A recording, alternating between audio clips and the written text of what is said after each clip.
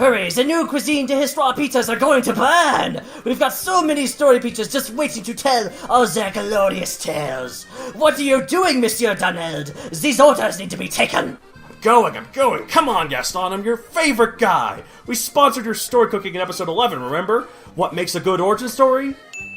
I do not care if you fancy yourself as my favorite guy. The great Gaston Crayon de Papier needs his food delivered. Answer the phone, Donald. Fine. Thank you for choosing Crayon de Papier's Pizzeria. What stories can we cook for you this evening? Hi. I wanted to order some stories, Oz. Well, you called the right place. I'll have 2 large dramas, Oz. I'm all about the drama, you see. On the first one, can I have half romance and half historical disaster toppings? Got it. Your first story pizza's Titanic. Anything else? Whoa, dude. Hold the brakes, man. Who said anything about Titanic? My first story pizza was obviously inspired by Pearl Harbor.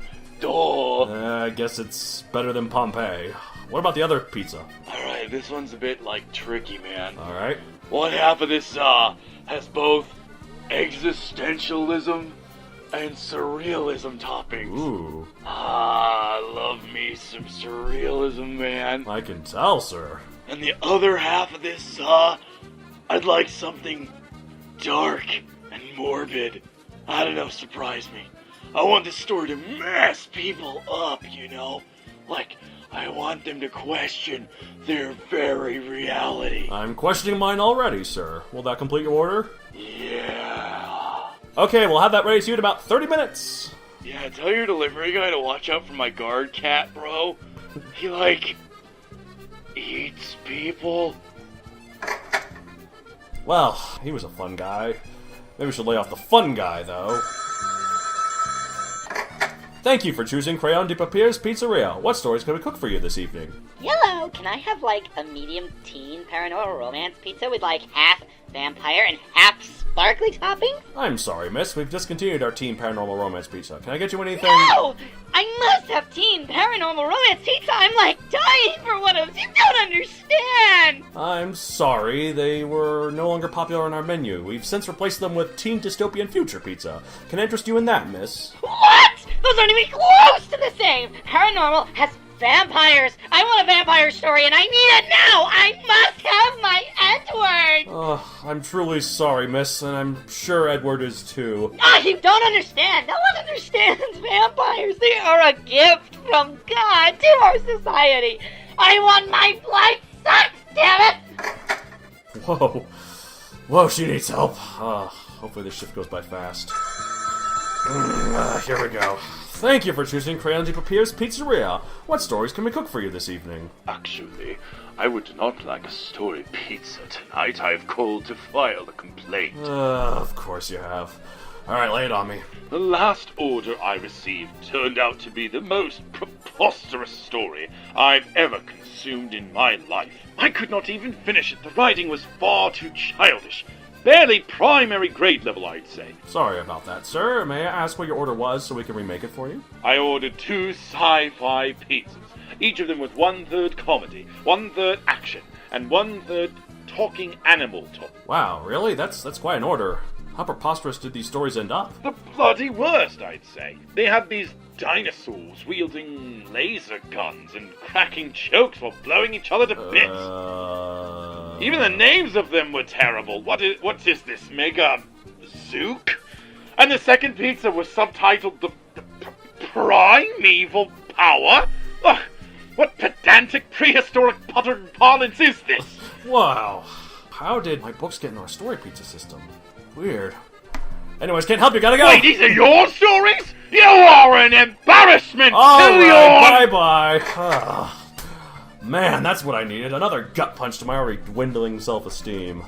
I wonder who this delightful fellow will be. Thank you for choosing Crayon de Papier's Pizzeria. What story can we cook for you this evening? Donald, you're working right now? Wait, David, is that you? No, it's a tween girl who loves vampires too much. Of course it's me! Why did you take a shift tonight? We have a podcast to record! Oh, damn it, that's tonight? Oh, fine.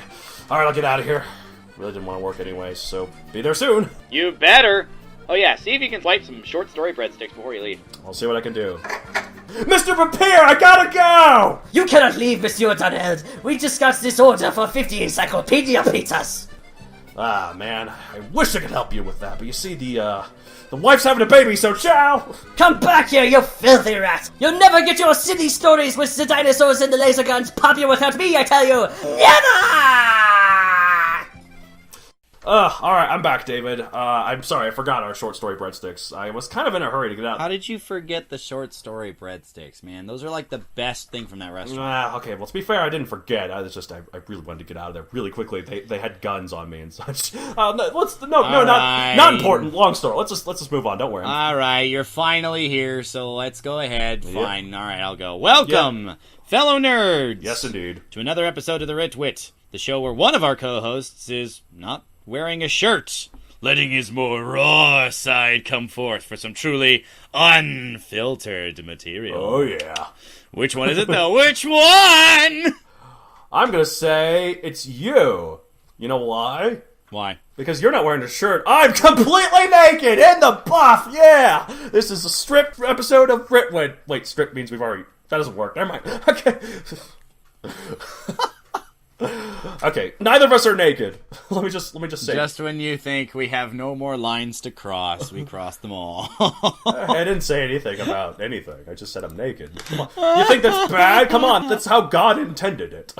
That's how God made us, yes. We come into the world that way. Anyways. Let me just specify. One of us is, in fact, not wearing a shirt. Neither of us are naked. Alright, now that we got that out of your heads. Or, wait, what are we talking about? This is a podcast. We're both wearing very professional-looking suits and ties, alright? Because we take our job seriously. Birthday suits. Okay, a birthday suit and a tie just sounds kind of kinky. Alright, enough of this. Let's move on, please, God. Alright, let's punish Donald for being late here. I'm going to go ahead and go first. What will we rip off this month? Yeah, go first, please do.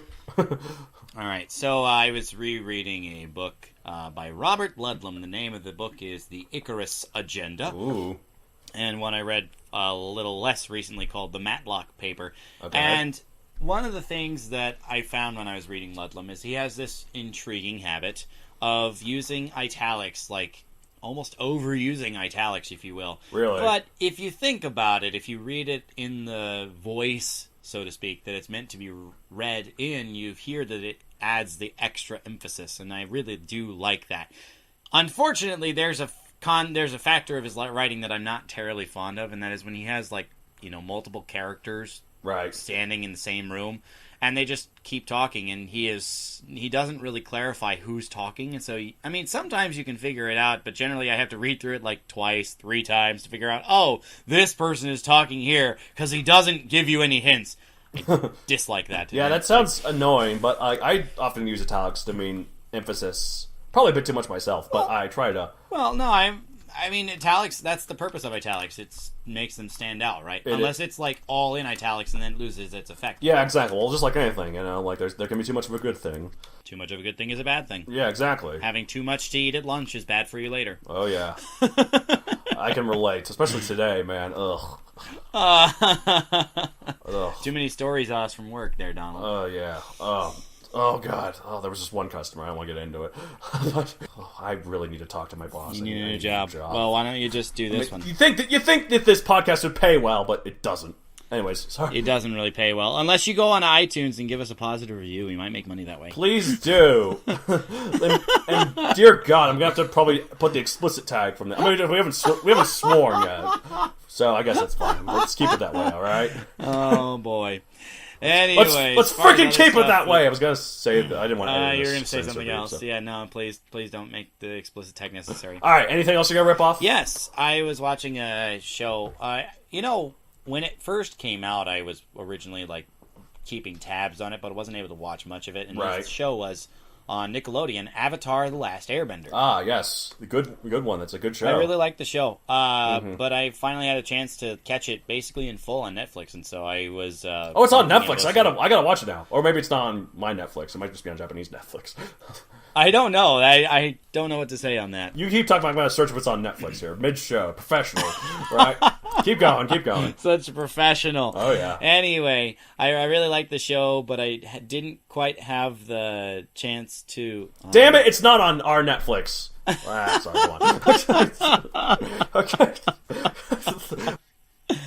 Alright, anyways, go on. Anyway, the thing that I really want to take from Avatar: The Last Airbender, some behind-the-scenes stuff, is there's that one guy came up with the choreography for all 4 of the bending styles. Really? If you will. And they all are based on various Chinese martial arts. And so, like, between the mythology of the show and the nature of the choreography, it kind of is inspiring me to do something in an applicable story where I have, like, a martial arts thing. And maybe it's a solo adventure for my alter ego character as he's learning martial arts or something. Or, you know, you could put it into a fanfic related to Power Rangers because obviously... Right, it's about them, martial arts, yeah. the big get from it, though, and the thing that I'm really, like, hoping to use is that sometimes the motions from various styles are completely different. Yes. So perhaps in that training montage scene, if not a longer form plotline, you have them wrestle with how the motions are, like, basically alien to their instincts. Right. To use the example from The Last Airbender. Right. The show, intriguing right? to watch. Not the movie. The show, not the movie. Yeah, because the movie's just called The Last Airbender, so that's why I wanted to clarify that. Sorry, you're right. Thank you for helping me clarify. Actually, it's kind of funny. If you take apart the title of this show, you have 2 different, very, very vastly different movies. Well, yeah. So Aang, the main character of this show, is trying to learn earth bending, and it's described in the show as, like, the opposite style. Like, the attitude that you take to learn to master earthbending is different from the one that he innately knows as an airbender. Right. And it does make quite a bit of sense, but it's also kind of reflected in the motions they use to wield the earth beneath them. I mean, are different than the ones that he uses to wield the air around them all. I mean, it naturally makes sense, yeah. Yeah, it really does, and I really like that. Also, as a counterpoint to it, in the same episode, the main, like, I suppose you could call him a villain character, Prince Zuko of the Fire Nation. The guy that all the fangirls love with his enormous scar, because scars are sexy. Well, anyway. So Zuko is learning a move from his uncle that's traveling with him. Yes. And his uncle explicitly mentions that he learns this because he watched Waterbenders, which, of course, polar opposites there as well. So, you know, it's just something to think about as you go through it. Like, how many martial arts are really, like, incompatible in their movements? I don't know. I'm not educated enough to know this, but I think it'd be really interesting to explore. Definitely something to look into. So I kind of want to do that. Yeah. Heck, honestly, it might even work for a villain to bring the beat down. Obviously, their motions are so different that you just don't know how to counter them, right? That makes a good villain, certainly. One thing I want to bring up for not necessarily The Last Airbender, but actually the sequel show. This is something I've always liked about. This is kind of like a separate thing. This is like an impromptu what I'll rip off from it, just because this is something that you remind me of. In that sequel show that came out, The Legend of Korra. Legend of Korra. Yeah, I've never seen it. I've only seen The Last Airbender, but I've seen clips of it. And I really, really like the fact that that hundreds of years have passed and the world has advanced technologically. That is rare in a fantasy show. They have cars, they have cities, they have modern stuff. They just happen to also still have all the airbending and waterbending and all the other magic and stuff.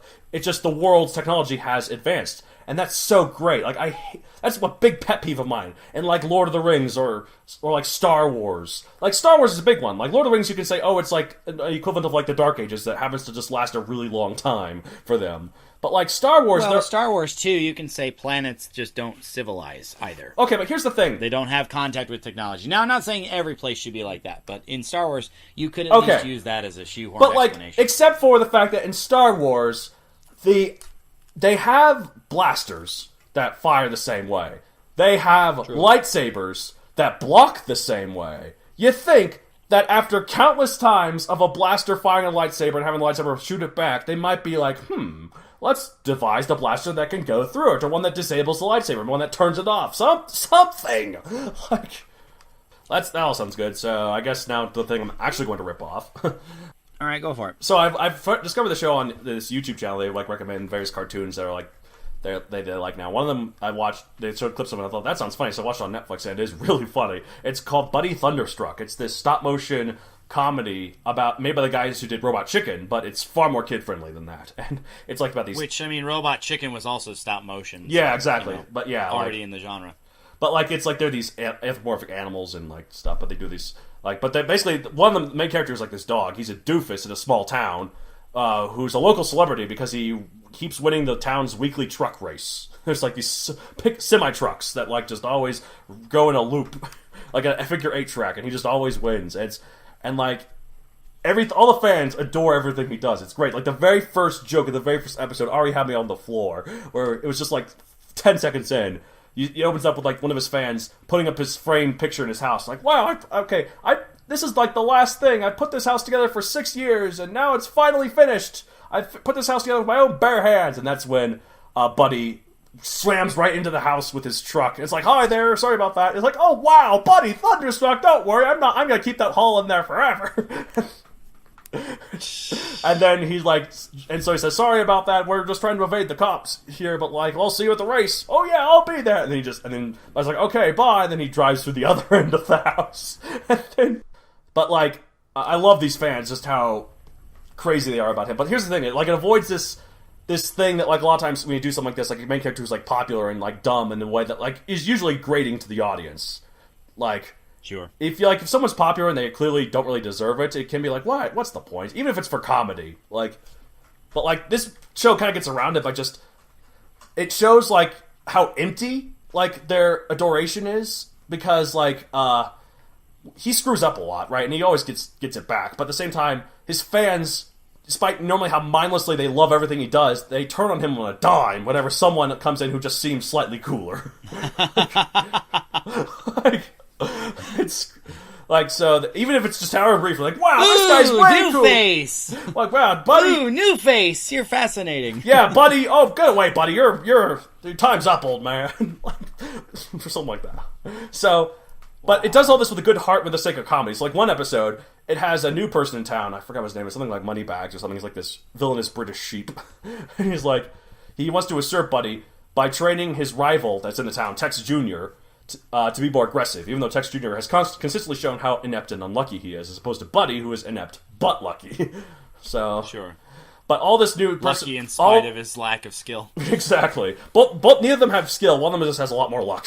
So, I guess, like, to be fair, Buddy has like a best friend who like really helps him with just building up the truck and stuff. But he's also kind of a sycophant. Anyway, so sure.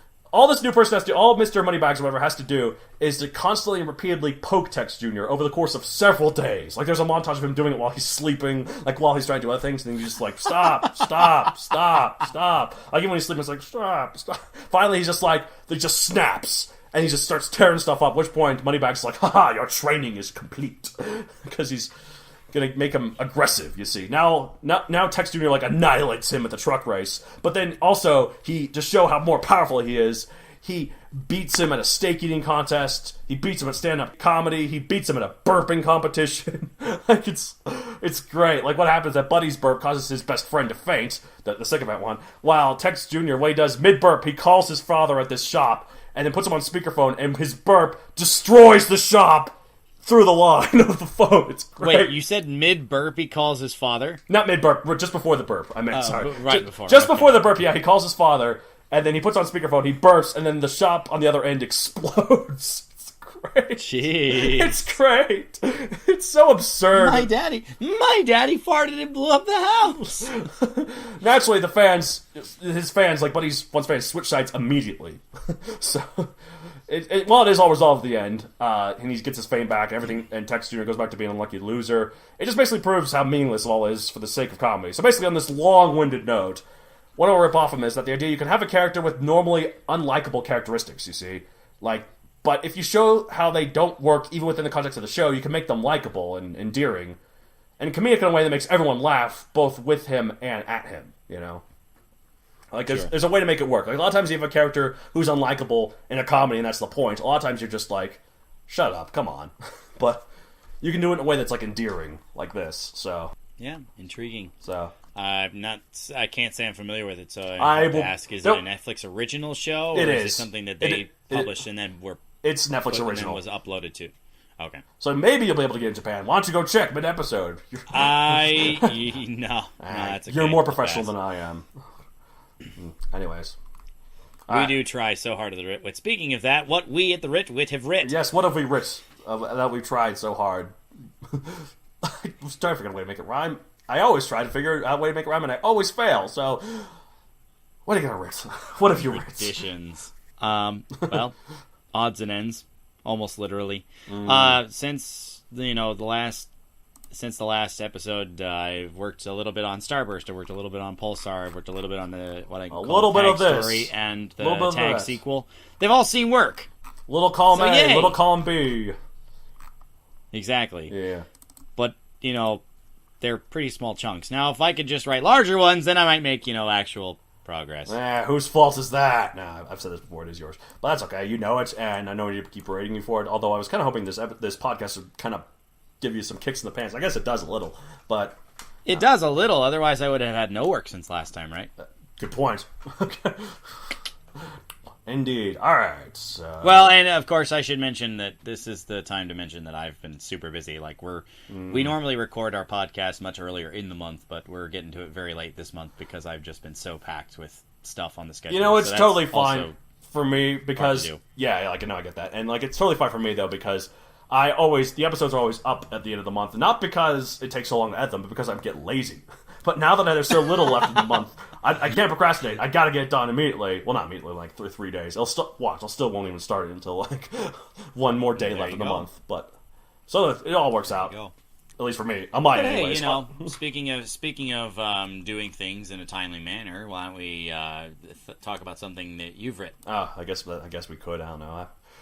I don't know. What is time, really? It's all relative, Like, well, that, like, when you Nobody follow... has any more or less of it than anyone else, but we will all find the end of our time. Time is just... It's such a... If you think about it, like, what is time? It's such a man-made construct. We all abide to this clock that we've all just decided... I'm just wasting time. I'm sorry. I'm doing that on purpose just to piss I you off. noticed that. Well, okay, to throw it out there, you have two different arguments about time. One is that if you just abolished clocks and lived as, like, early settlers did, where they lived and died by the light of the sun. Now you're pissing me off for wasting time. You put it right back at me. I'm sorry. You're right, though. I figured you wanted me to say it. 'Cause Ow. It's about time, which is important. It's about time that we keep going, huh? Anyways. Very well done. Okay. I finished Megazoic, the third book, and I'm going to reveal the title now. Although it's not as big of a reveal as last time I revealed the Primeval Power, because I've actually already revealed it on Facebook. But, well, you know what? Let's keep the magic going. Let's make it seem like I have it. I mean, last time you hadn't. So, okay, I'm not going to edit this out, but I just want you to ignore everything. Just pretend. Use your imagination that you didn't... Imagination. And also use your imagination that David here has not heard the title either. So, you ready for me to reveal the title, David? Yes, I am more than ready, Dom. Alright. Don't you mean, yay, way too loud like you did the last time? Did I do that last Oh my god, I need to re-edit that. It is painful. You're like, yay! Like, prolonged, like, 3 seconds. So do it again, please. Like, that's what I'm saying. It was really painful, so do it again, Okay. please. After you read the actual, like, title that I still have yet to hear, right? No, I say, I'm going to Before. reveal the title. Are you excited, David? At which point, you go. Oh, okay. And then I go, good work, here, have a cookie. Exactly. Alright, anyways. The title of this third book is Megazoic, the Hunted Ones. You start talking over the title, I'm really close to swearing again. You know what? Screw it. I'm gonna swear again. I'm gonna censor it. You're such a blocker, David. It's Megazoic the Hunted Ones. Alright, you excited? You like it? Good. Alright. Hunted Ones! Shut up! That's what the title is. Megazoic the Hunted Ones. You're gonna put me on a hunt if I keep doing this, man. Okay. So, alright, that's the name of the third book. What does it mean? I'm gonna read to you the back of the book here, like I did last time. Alright, you ready? Story time! Sit down, David. I was sitting, but okay, I'll slouch further. I'm already slouched very far, so just get to my level anyways. Impossible, I don't have a footrest. Okay. For 80 million years, the evil Zul'Garen has plagued the dinosaurs of the world, spreading his claws within every crevice of civilization. Many centuries ago, he rebirthed species from his own era, and subtly integrated them into society for an unknown purpose. Dubbed the Elder Kind, these dinosaurs make up 12% of the world's populace, and have only just learned of their true origins. Now, Zul'Garen's robotic assassins, called Enforcers, have been targeting Elder Kind, prompting the government to relocate these dinosaurs into mass internment, an unethical, but ultimately necessary decision. As a Sign Raptor, Corten is an Elderkind species, so when he learns that Zul'Garen plans to unleash an energy wave to kill all Elderkind, he wants to take action. He escapes internment and is declared a fugitive, forcing the Laurasia Corps to hunt him and his allies down. Yet, Zul'Garen's threat looms, so Corten presses on. Despite the legal and personal stakes, this is a fight he cannot afford to lose. Yay! What have I done? Okay. Alright, it sounds intriguing. Come on, right? you don't want raving, adoring fans. I don't want this raving, adoring fan, that's for certain. Okay. Alright, so, yep, that's that. Yeah, I finished that. It has to go through all the editing and stuff and all the illustrating still, so it probably won't be out until closer to the end of the year, so I'm just revealing it because I finished it. But I can say, I'm not going to reveal the title for this yet, although I might reveal it sooner, but for reasons that you'll see why later, I guess, once you actually read the third book. But, But when it's available, buy it on Amazon.com! Preemptive ding, yes. Preemptive cheap plug, I mean. Not quite cheap plug yet. It's very expensive because it's so far out. Anyway, so... Exactly.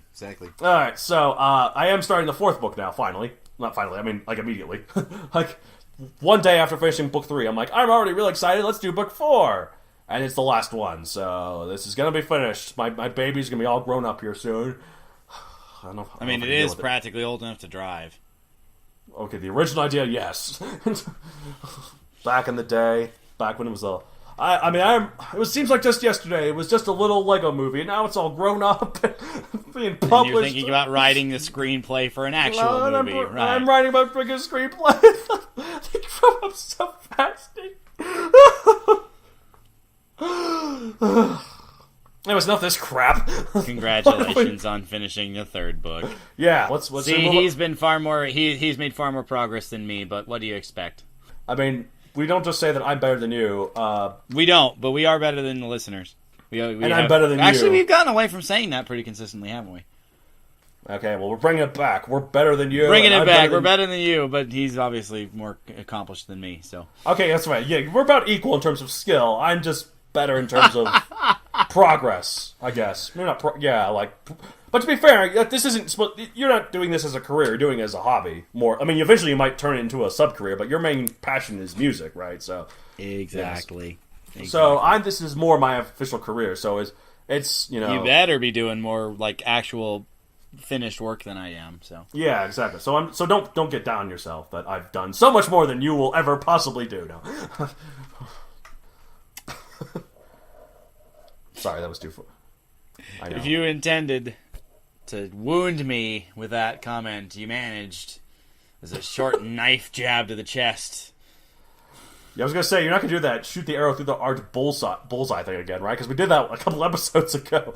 It was more than a couple, but yeah, I changed it on purpose. Anyway, so what are we talking about today? Right, sorry, please forgive me. Yeah, to make it up for you, maybe we should have a real dialogue between us about how I can forgive you. Isn't that right? Sure, we'll go with that. Although it doesn't work, your segue, because we were going to talk about something different than a two-person dialogue first, weren't we? We're just talking about dialogue in general, though, and how to do it based on a number of characters. Segue, it's continuing. I'm so good at my job.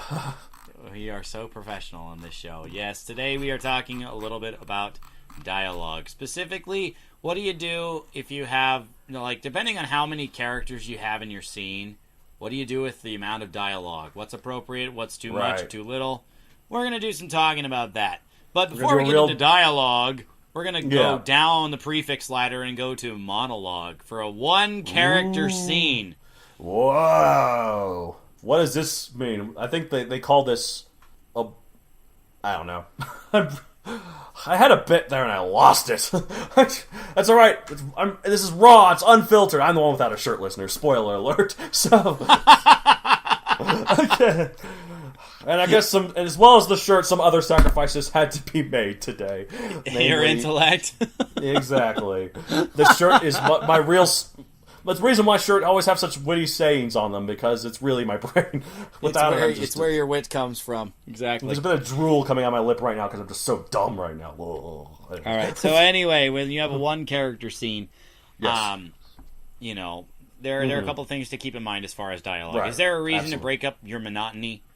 If you only have one character, you know, they don't necessarily need to talk much. Right. But if you only want it to be, you know, prose narration, that gets a little boring, I imagine. Exactly. So, I think dialogue is more striking. Like, a lot of times, like, everyone's guilty of this, myself included, and maybe some people aren't, but I know most people are. When there's a long paragraph, we have a tendency to skim as readers. Like, maybe not pick up every word. Like, just because, especially if it's, like, a really long one. Like...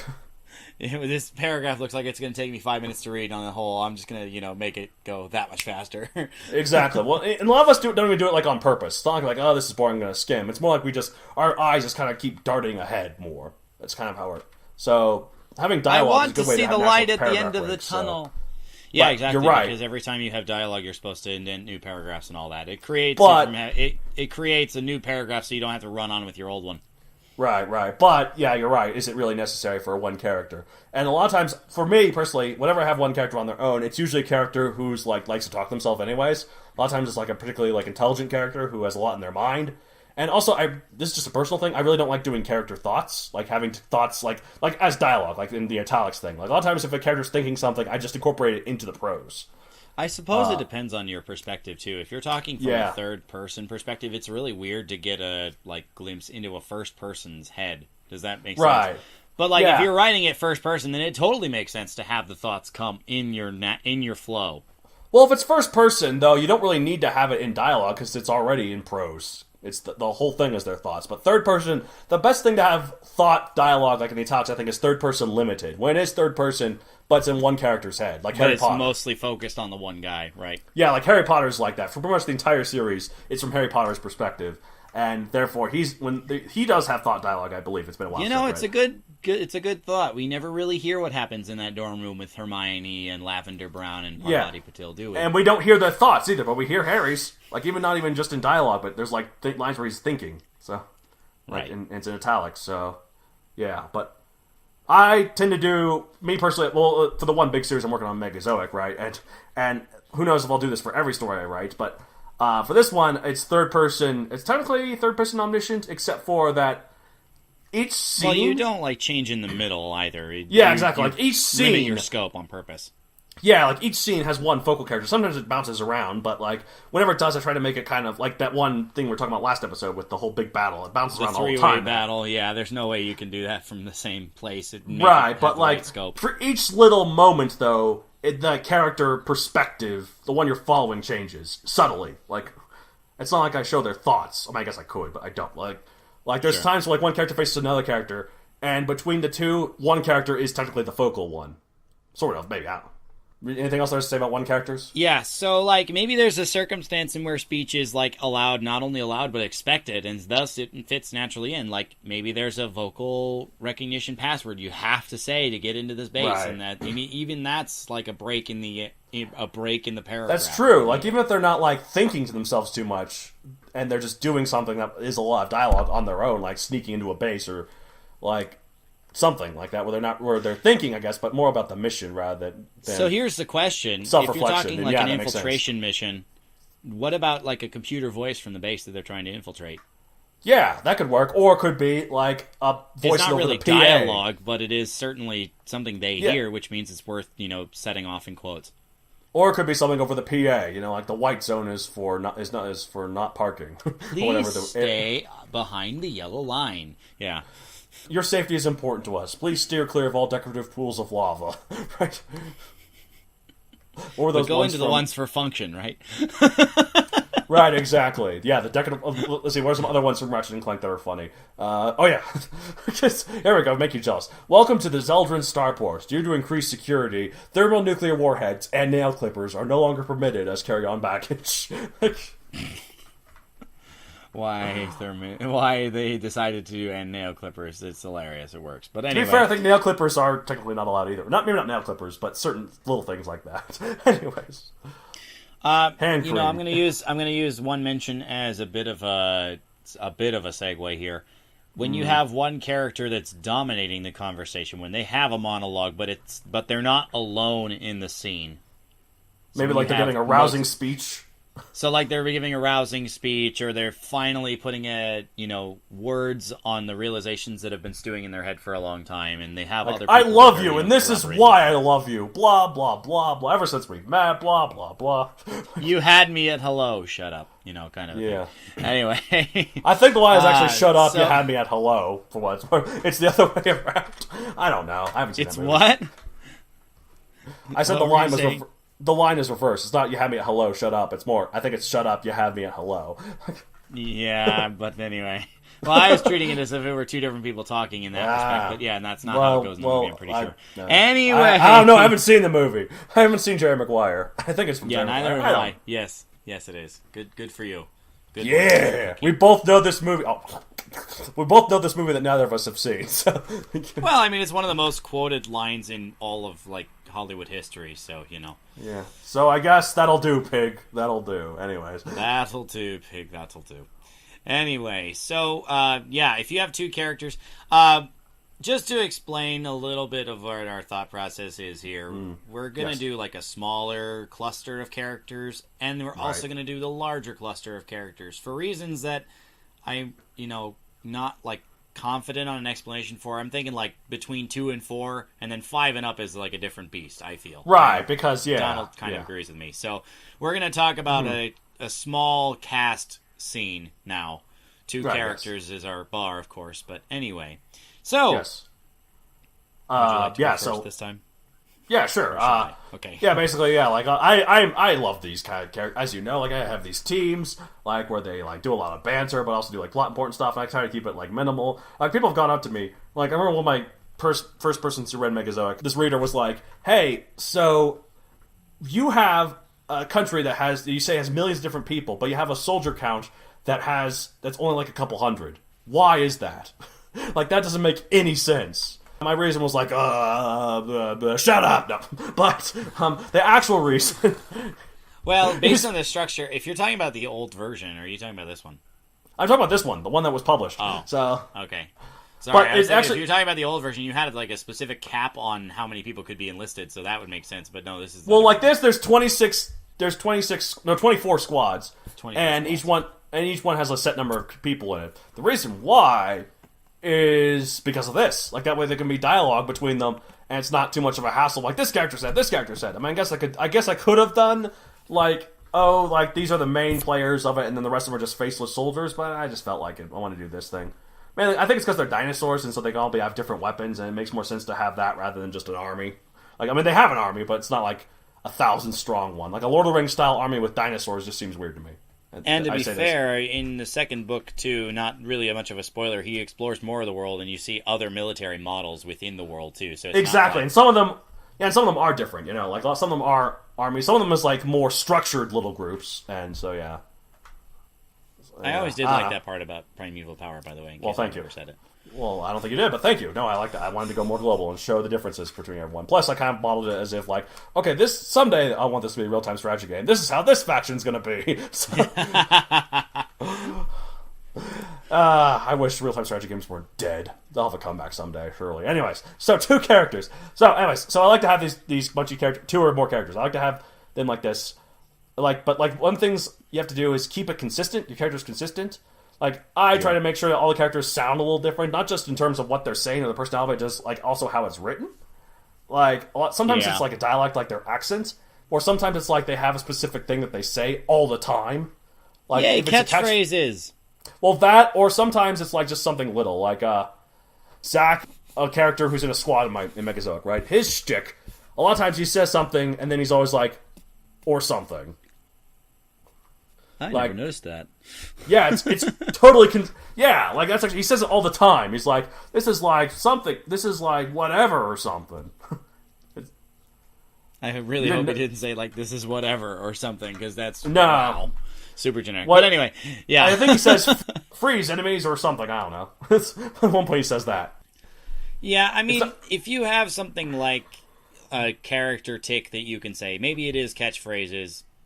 Maybe it's the way they deliver things that differentiates them. So it's not like they're all from the same cutout. I tend to have a trouble with, like, in the early shows of Power Rangers, for example. Right. There weren't enough, like, obvious ticks in the characters that you could obviously differentiate without, I mean, this talking like you can't see it, of course. But, you know, if you just read it, you wouldn't necessarily know who said something, because they're all so similar people. They're all goody two-shoes. They all say things the same way. And so to introduce more of those things, and obviously later on in the show they got more into this. They give them more distinct characteristics and stuff like that. But that way it's not like they're all from the same mold. It's not like you knit all the patterns together just using different color thread, for example. You know, and in that way, if you have something so obvious like that, it might not be necessary to label each speaker's dialogue. Exactly. If you do it really well, then yeah, that should be good. Especially like if you have... we don't have this written now, I think it's something to point out. If you have two characters talking, and it's just two characters, you can get to a point where you don't have to say, character said. You just go line of dialogue, nothing. Oh, and like, for God's sake, please don't use said every single time. We'll talk more about that in a bit. Possibly, yes. You know, like you can't. I mean, like actually, I've read that more depends on like what the target audience are going for is. In terms of like books that are like more meant for adults, then yeah, said all the time is fine, just because they're kind of more like structural, like the books like adult fiction or whatever. Not like adult like porn fiction. I don't know why I keep thinking that whenever I say adult fiction, but like it's. Well, okay, I can kind of understand your train of thought, but that's not something. Because I'm shirtless, I've got nudity on the brain. It's not something I need to follow anyway. All right. No, okay, but in terms of like more books like aimed at like younger demographics, like yeah, you say said, yelled, or like shouted, asked, replied, questioned. There's a whole list. There's a big list. We might get to it at some point. Sometimes people. I think it's all about preference, though. Like some people say that even with that, it's just redundant. I don't necessarily agree with that, but so yeah. But there's a lot of different things to say with said. Maybe we can cover that in a future episode. Maybe. Oh yeah, sure. I wouldn't mind. You hear that, listeners? That's our new warning. Sorry, what was that blurred? That garbage I heard? I couldn't quite get it. It was just more like we got like a warning, like okay, like future episode ahoy. Maybe I don't know. Or maybe like the icebergs of yore, we just end up dodging it and never end up hitting it. So never end up hitting it. We'll see. Who knows? Who knows? Anyway. Life is a real mystery. Who knows? Listen on to find out. Anyway, okay. So our natural segue here. So we banter quite a lot back and forth, but obviously with the scene, if you have something you're trying to advance the plot, back and forth banter can be fun, but if you overdo it, it bogs down your pace. You can't keep running on banter. Like, yes, it adds fun length if that's what you're going for. It certainly does. I love banter. But it doesn't help your plot at all. Yeah, exactly. Well, I mean, I do too, but... Like, banter is so much fun. It's always most fun to write, but it's not necessary to the story. Exactly, but... It's necessary to developing your characters, perhaps. Yes. But if there's another way to do it without, relying on the witty repartee between two characters, then, Right. I try to do... Like, a lot of times, I have a lot of banter. Like, I love banter. So what I do to keep the banter that I love so much while also advancing the plot forward, I have one or two lines of banter, usually per scene, that like is just nonsense that it's meant to be funny. Off the wall. And then they go back towards the plot stuff. And then often if I have another thing of banter, it's naturally led from a plot element. So... Well, another thing you could do if you're tangential like me, and I think about this way a lot, and maybe you are listeners too, that I just find an in, and all it takes is an in, and I can revert the topic or I can divert the topic, you know? No, I get so, that. So, just direct it a little bit. It's like, oh, hey, remember that spotted zebra we saw in the savannah? Why are you talking about the savannah? Right, we're on the savannah. Got it. I mean, not that. Well, that sounds like a very well written book. I would read that right now and give it 5 stars. The writing is so childish. Anyway, I give it a thumbs up and then another thumbs up. But to throw it out there, though, I mean, and if then you a have third more than 2 thumbs characters, up. if it's still a small cluster of characters, what if there's a character that kind of acts as your straight man, and that's their defining characteristic? Exactly. So, And I have guys, that. Yeah. we're getting off topic. Exactly. Well, it's always these 2 idiots over here that are bantering with each other, and they always have to be reminded, hey, we have a mission here. Yeah, exactly. And so I think I'm going to use this point to kind of get into in the first book. That's the Psy Squad.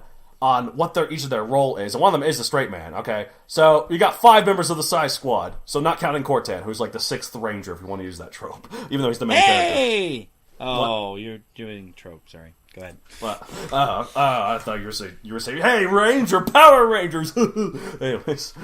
That was, never mind, go on. Shut up, anyways. Moment wasted. I'm sorry. Well, not all of us...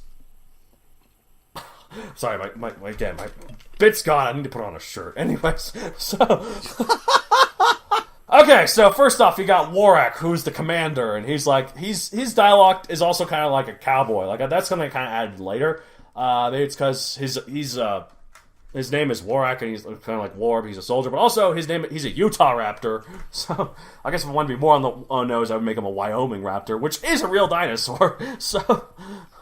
But no, he's a Utah Raptor, and like so he's kind of like the guy who like gets angry whenever they do banter and's like, guys, shut up, I got a mission, but he doesn't like a Western sort of way, like, guys, shut up, I ain't letting you do all this nonsense while we're still got stuff to do. You best we gotta shoot. Don't make me shoot you. Yeah, don't make me shoot you. I've been practicing real good with this here thing of mine. I didn't say it like that, but okay, so that's him. Then you got SWAT, who is like the main frontline soldier. He's kind of the straight man that like he kind of bounces back and forth with other characters, but in terms of his own, his stories, his dialogue is kind of, it's basically normal, like more like Cortan's, and also ties into the fact that he's also later, especially later on, not going into specifics, he's one of the more plot important ones. So, yeah, so, and then you got Zach, who I mentioned earlier, who's kind of a doofus, and always says, or something, and it often makes the most dumb comments, and also, like, is just he just doesn't get what's going on. Like, one time, Cortan, the main character asks Warwick, how'd this guy get into the Laurasia Corps again? And Warwick's like, oh, he can shoot, he follows orders, and he can fire a gun, that's it, really. So, and then you got Lantha, who... her terms of how she speaks, her dialect, in terms of how it's written, isn't very different, but it's just everything she says is just some sort of snarky comment, usually towards Zach. Right. So... the target of her ire. Right, exactly. So, as long as it ain't an Arnold and Helga situation, I think we're alright. I was just thinking that maybe Lantha might be secretly in love with Zach, but she's not, as far as I know.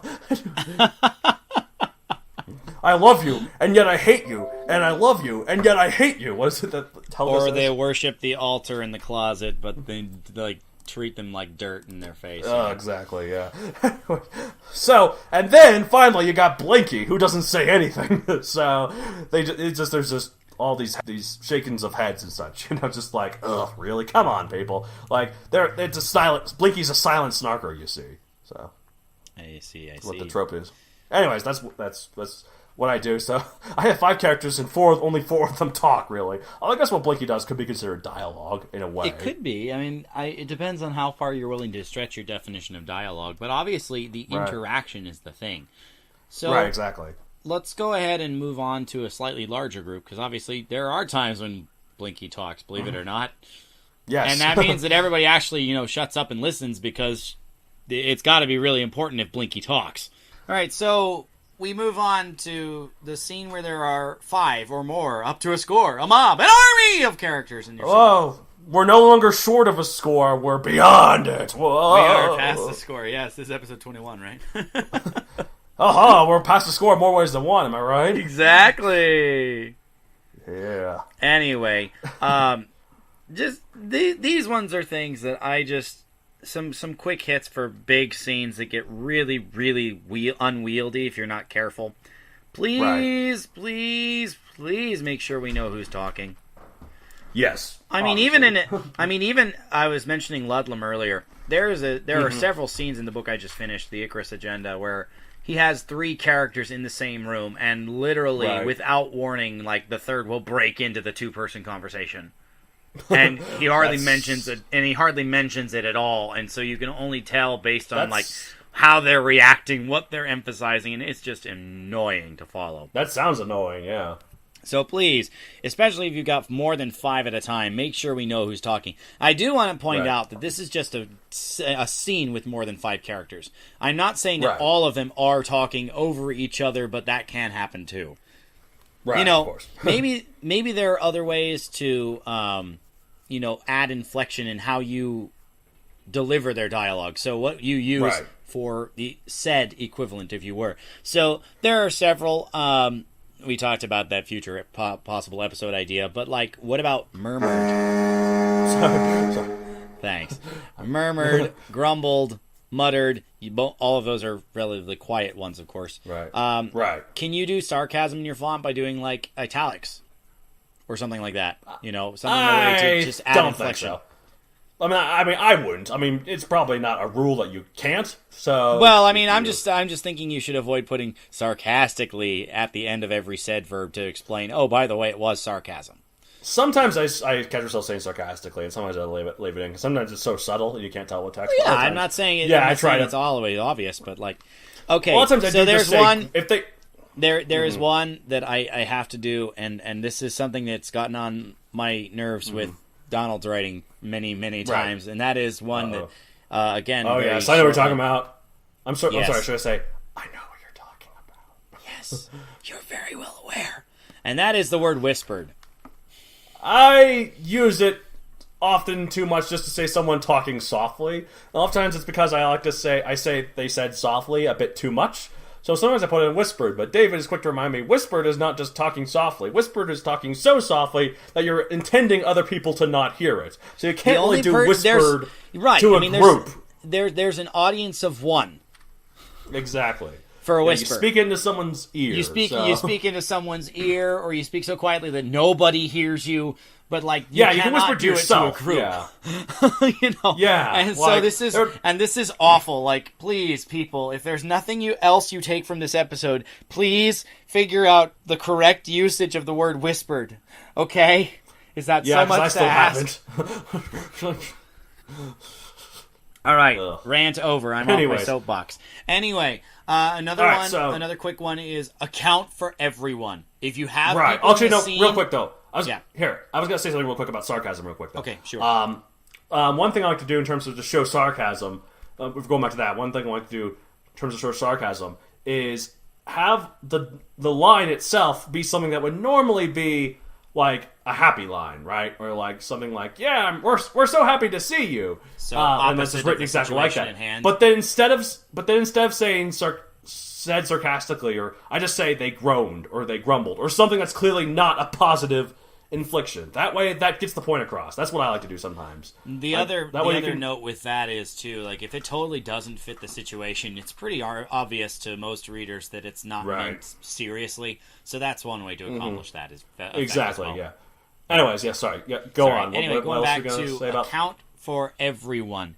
Here's something that I tend to do as I'm going in scenes. Obviously, I write Ranger Fix, and generally they have teams of like 5. So you have all 5 on screen, unless there's a reason they're not there, at the same time. Which means that you can't like load up the dialogue for one person and just leave leave the others out. That's not fair. Absolutely. Even if it embarrasses you to do this, maybe you should have a checklist when you have a larger scene. Make sure that everybody at least contributes something. Right. It doesn't have to be serious, doesn't have to advance the plot, but like in the example of his Psi Squad, make sure that everybody interacts in some way. Well, like in later books, there's often times where it's like upwards of 10 people in like one room fighting certain things. Like, and that is obviously very difficult to keep track of. But since what I do often, like, it's in a fighting scene, I often have one of them just say, incoming, or, like, get down, or just something that's, like, action bit of dialogue, but it doesn't really matter who says it then. So therefore, I just kind of play around with who's the one that says it then to remind people, oh yeah, this character's in this scene. So exactly. I mean, it's like one of those things that it could just be.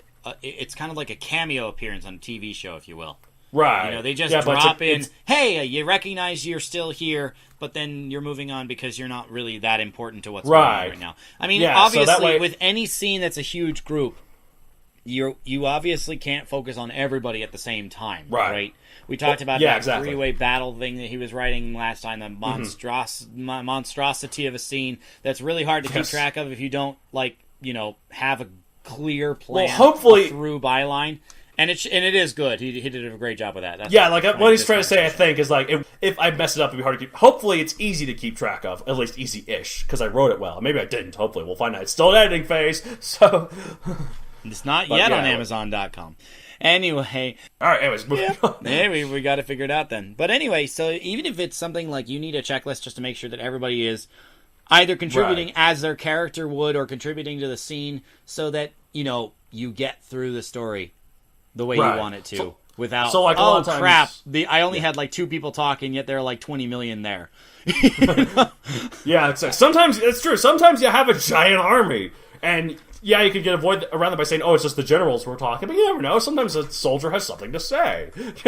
Sure. So what I'd like to do there is, if it's unnamed characters, I just have random bits of plot important dialogue, like incoming, or we need to do this, or this is what we're doing. I just say, if it's an army, I say one soldier said, or another soldier said, or a third soldier said, if it's multiple people. So, or just guy, that or whatever. kind of replace soldier with whatever. Those kind of generic pronouns do work when you talk about characters just flitting in and out. But unfortunately, you start counting up, and it's eventually oh wow, there was a 5th, and there was a 17th. A lot of times when I do it, once I go to third, I often go the first one said, again. Sometimes I go back, I just have 3 talking, and that's it. Even if there's a whole army.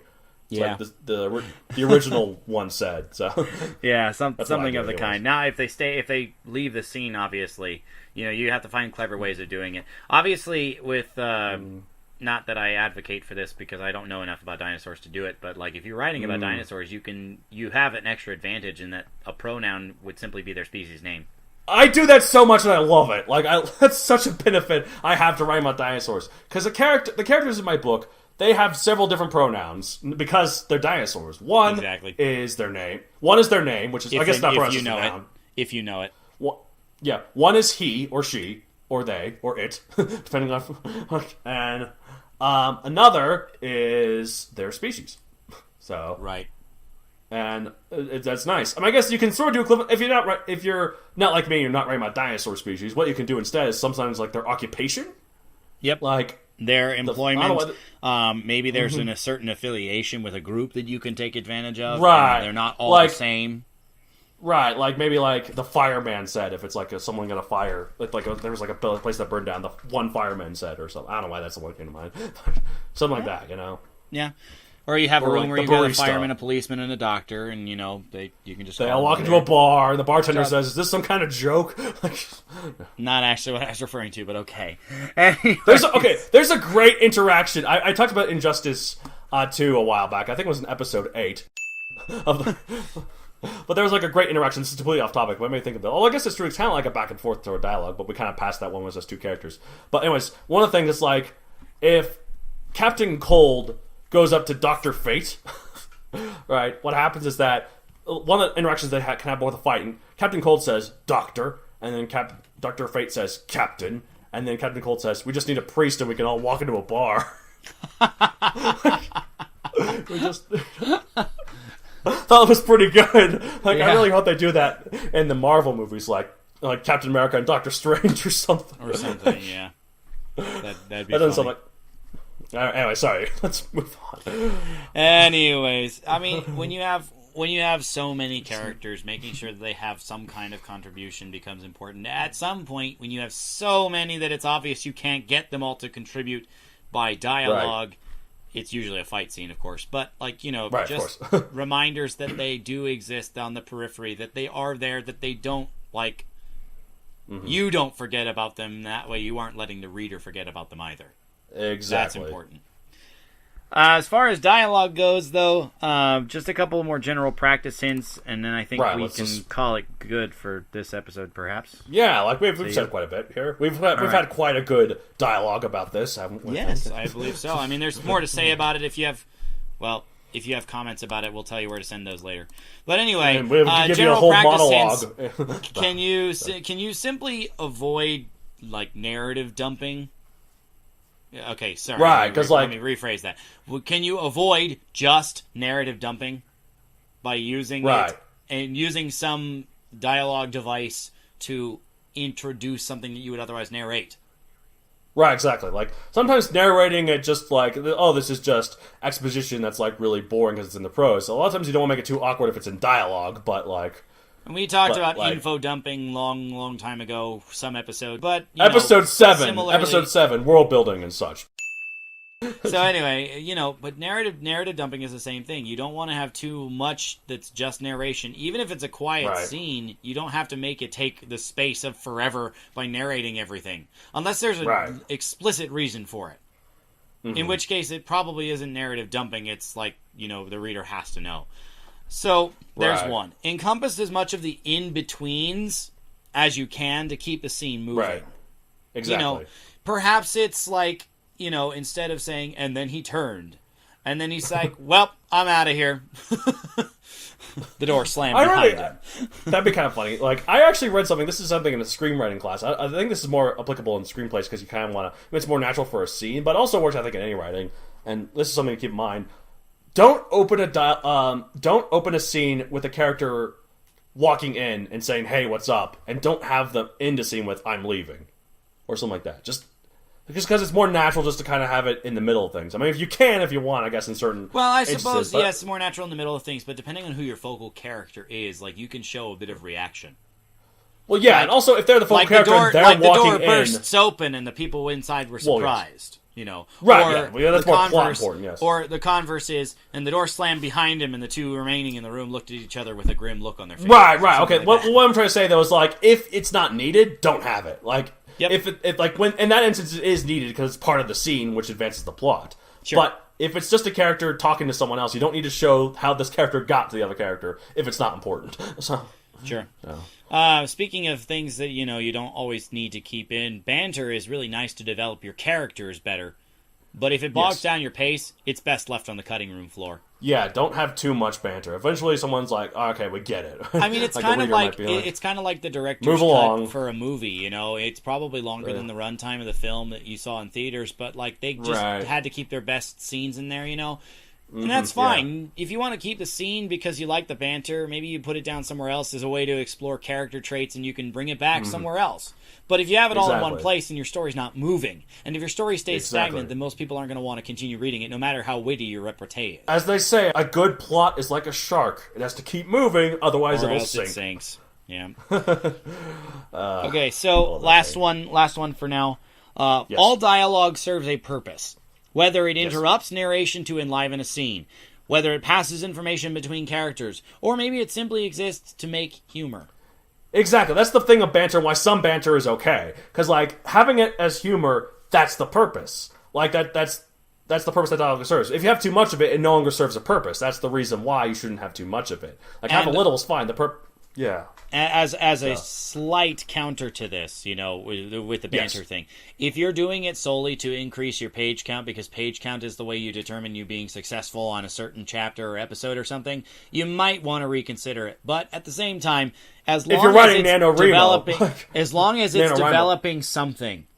Is it developing your characters in a way that's meaningful to the rest of the story? Is it developing your plot in a way that's meaningful to the rest of the story? Then it's probably okay. If it's simply there and you have like 17 other interactions that are the same, that are just these two characters bantering back and forth because they hate how the other operates and that's never going to change no matter how many times you recreate the scene, drop it. Right. Now, for what it's worth, there are exceptions to any of these rules. Yep. Like, just as long as you do it correctly. Like, I haven't seen any of this, but like I've read that Quentin Tarantino has very, very, very dialogue-heavy movies. I've actually never seen any one of his films because it's a bit too much for me, but I know he's very influential. And like one of his movies, I don't remember which one it was. Apparently, the first 45 minutes is just two people in a chair talking to each other. Well, not on a chair, at a table. They're on 2 separate chairs. But it's not like a mall Santa thing or something. Well, if you want to talk about info dumping, that's like dialogue dumping. But anyway. Yeah, exactly. But like I don't know how. I mean, I've heard he's very good with dialogue, but at the same time, I have a hard time believing that 45 minutes of dialogue, all of it was meaningful. Maybe it was. I don't know. But sure. So, but Quentin Tarantino is a very famous filmmaker, so clearly he's figured it out. Point is, this is all just general guidelines. If you got a way to not do these, but in a way that works, do it. Yeah. So, at the end of the day, you're the writer of your own story, Yes. so you control how Absolutely. much dialogue goes in or out, or banter stays in or gets cut. But the reality is, like, if your reason is just because, it probably shouldn't be there because it needs to serve some kind of purpose. Exactly. Purpose is good. Which is a shame because I'm starting to get kind of nihilist here and very existential. What? There's no purpose to life or anything. Anyways, if you have any questions about dialogue or stuff like that, maybe there's I need to put my shirt on. I think that way maybe I'll get my hope back. If there's something explicitly within this arena that you'd like to ask us about, how do you get a hold of us? How do you get a hold of us? Well, you can start with, I've lost the... Fine, I need my shirt back on, dang it. Fine, do I need to do all of this then? Okay, so anyway, obviously... No, I'll do it, it's fine. The first step, you obviously, can start is to go to Matthew Donald Creator, and you can use the contact form there, or even just your own email address, and just send us an email, and once again, the email is Matt D, and that is with 2 T's, by the way, Matt D at Matthew, again 2 T's in that name, Donald Creator.com. No underscores, no fancy capitals, nothing. Just it's going to be in the description of the episode. Don't worry, listeners. Also, if you need help to copy and paste into your freaking email form, or just go to the website and you can do the contact us page. It works. Okay. Once again, look, if you need help copying and pasting it, then let your grandkids know you need help because clearly you're an old senile grandmother who doesn't. If you need help copy and pasting it, you need more help than the guy who apparently needs his shirt on to function. So anyway. This shirt is everything I am. It's all right. But your own email will work as well. Contact page on the website will do that automatically. Yes. Please download the Writ on iTunes. Give us a like. Yes, review, please. Tell your friends. We try not to do too much crazy stuff, although obviously we cross some lines. So, be careful. But why don't you take your shirt off? Join me on the shirtless party. Well, all right. Well, I'm joining you on the shirtless party for right now. It's really warm in here. Yeah! Anyway. Look at those pecs. We're so ripped. Yeah! So, Anyway, if you want to follow our professional media accounts, well, I say ours, but more Donald's over there. Follow Donald on Facebook at Matthew Donald Creator, or you could go to Twitter at Matthew Donald 64.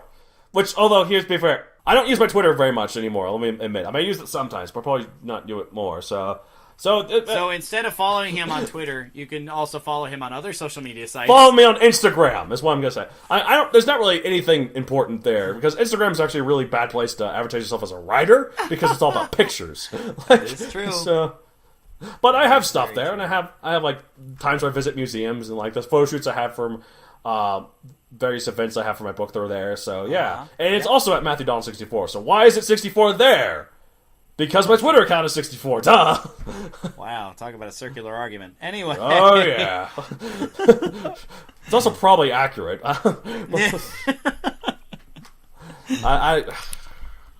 Anyway, you know what I to don't do know. If you want to follow us, if you want to, download this podcast or tell your friends about it. And most importantly, listeners, keep writing. Keep writing. The only way you get better is practice. So... Exactly. So, and, that's what we do. We practice, we write, we writs, and we got some wits, somehow. This show's actually not really that well named. We're not witty, you and I. I mean, I'm not. You probably are. Oh. No, we're not. Wow, that was like the opposite. I'm the one I praised you and insulted myself. Whoa. God, I gotta put my shirt back on. Clearly I've got this all wrong. I'm Matt Donald. And I'm Matt David. See you guys later. Until next time, listeners. Thanks for listening to us two twits who talk about writing on the Writ. We'll see you next month. The Writ.